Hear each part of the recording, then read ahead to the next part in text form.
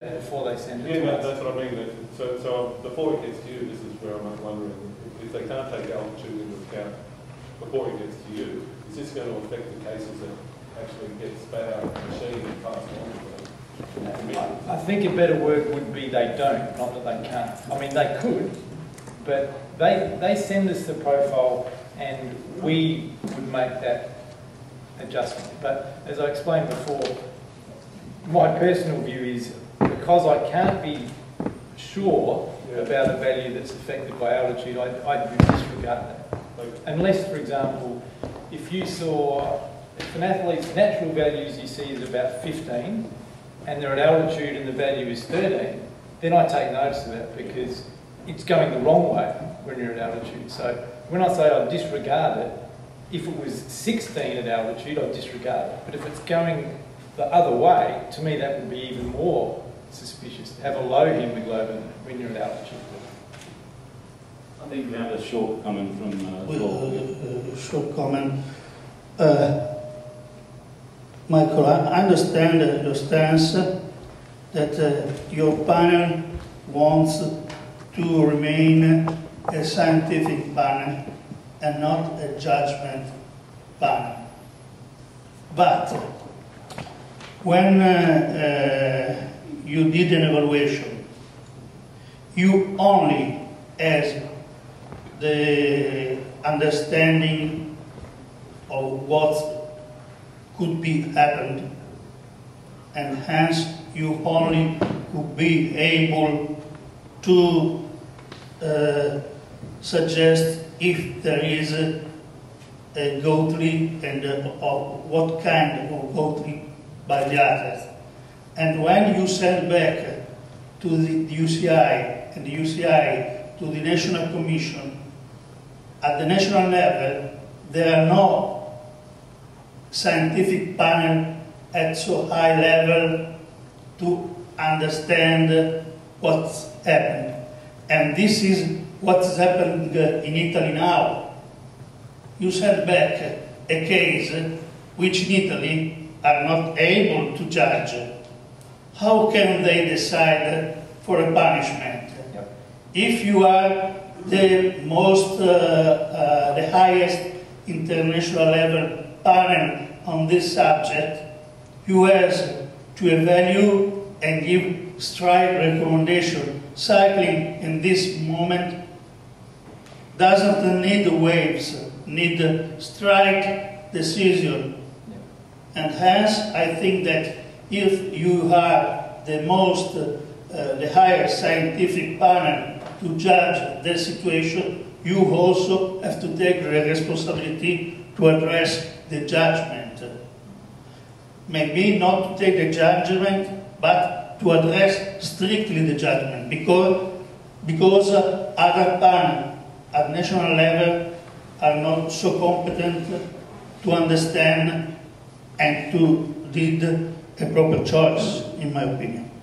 Yeah, I mean that segues into what Martin was talking about, how we give our opinions to the UCI. And I hope I'm not going to get myself into legal hot water here, but I acknowledge that to date I have been using this transposed conditional, that through no ill intent of myself, I've been forming an opinion.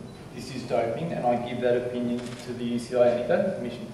That's what they've asked us to do. It hasn't been that I haven't asked them, what do you want? It's, well, give us that. Now, I've been persuaded, and it's through preliminary discussions with people on this panel, that that's probably it's not appropriate as far as I can now understand. And I've spent the last few days before coming here sitting down, rewriting an opinion, adhering to what I understand now should be the case. And it's, as you say, this is the data point, this is what I think happening, and this is the evidence that this is the scientific literature that I'm basing it upon. And I gave an example last night. It's very easy for me to say water is wet. That's my opinion. But it's hard for me to actually prove water is wet. And it's so far taken me a lot longer to write this opinion in the way that you need compared to before it was easy. Yeah, this is doping. There was a lot of thought goes on, but the opinion, water is wet. There's your piece of paper. And so I think it has to shift that way. I can't see any other way. And in a way I found it liberating in that I have this proposition in front of me, I answer it.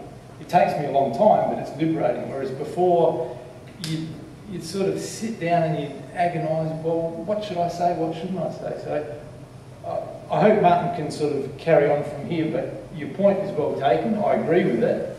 It hasn't been the case up till now, but I think it will be the case from now on. I'm going to pass that ball over to Paul because I'm multitasking. Well, what I'll say, what is useful and what Martin has passed, commented upon there is under the current passport operating guidelines that WADA have published. It's interesting, it requires, where there is a result which warrants further investigation, it requires a formal review by 3 experts. And the guidelines state that to subsequently be considered an abnormal value or profile, a unanimous opinion among the 3 experts is necessary in order to pursue possible results management. So you have a check and balance. And there are 3 experts who effectively provide, a panel of 3 experts providing an opinion.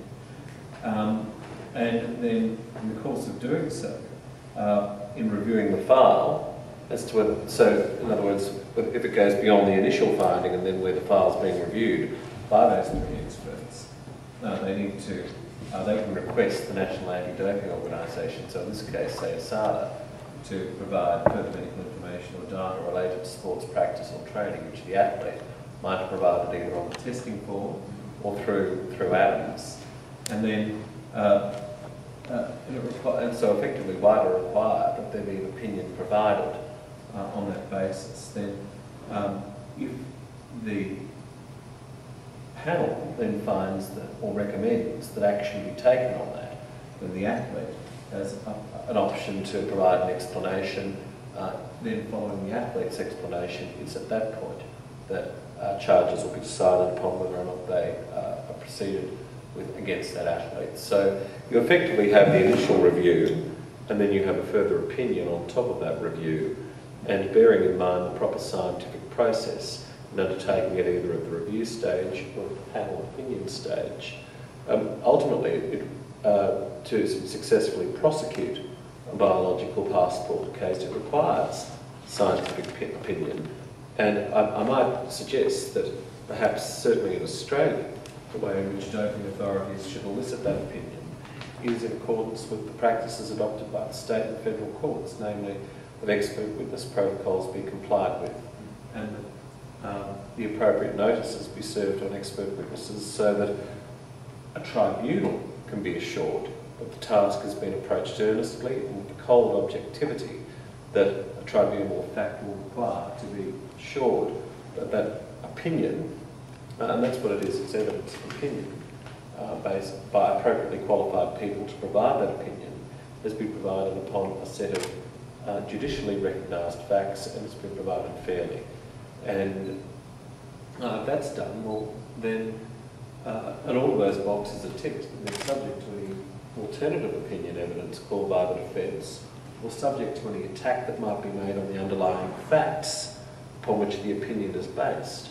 I see no impediment to the National Anti-Doping Organisation successfully prosecuting a bio-passport anti-doping rule violation, but they're the legal hurdles that have to be jumped over, and they're the legal hurdles that certainly have to be jumped over in the context of WADA's current biological passport operating guidelines, which is a version 2.0, which you now know.